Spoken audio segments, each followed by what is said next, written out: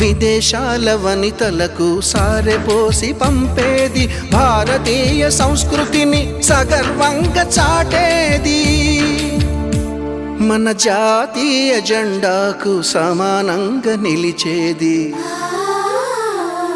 చీరలోని గొప్పతనం తెలుసుకో,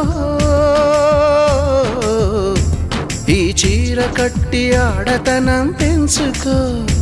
సింగారమనే దారంతో చేసింది చీర, ఆనందమనే రంగులనే అద్దింది చీర, మమకారమనే మగ్గంపై నేసింది చీర. చీరలోని గొప్పతనం తెలుసుకో,